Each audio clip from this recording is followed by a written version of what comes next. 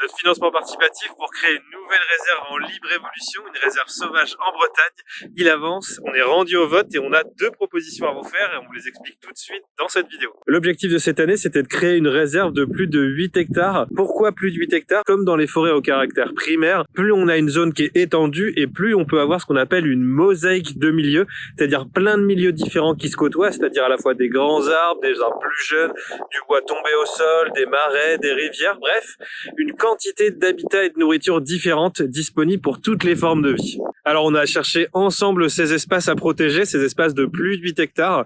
Alors on en a quelques-uns qui nous ont été proposés directement par des vendeurs, dont un qu'on a retenu que je vais vous présenter juste après. Ils faisaient tous en dessous de 10 hectares. On en a certains de plus de 10 hectares qui nous ont été proposés, mais c'était souvent des annonces sur le bon coin et malheureusement, vu que la pression foncière elle est énorme sur les forêts, ils ont été vendus très rapidement, donc on n'a pas pu les acquérir.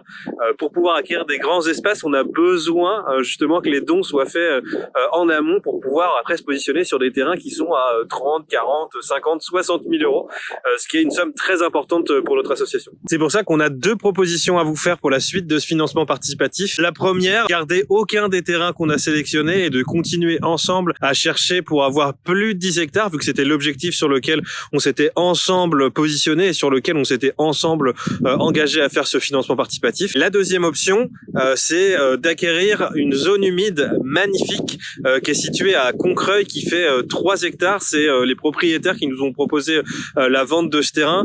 Alors pourquoi on ferait une exception et pourquoi on prendrait un terrain qui fait moins de 10 hectares? Parce qu'il faut savoir que les zones humides, c'est des zones qui ont été très détruites par les activités humaines. Il y en a très peu, alors qu'il devrait y en avoir beaucoup en Bretagne.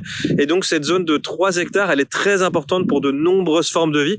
C'est pour ça que c'est notre deuxième proposition, acquérir cette zone de 3 hectares et continuer toujours ensemble à chercher et à essayer d'acquérir une zone après de plus de 10 hectares.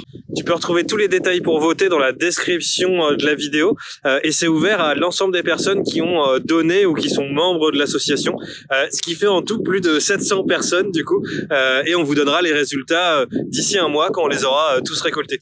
À très vite.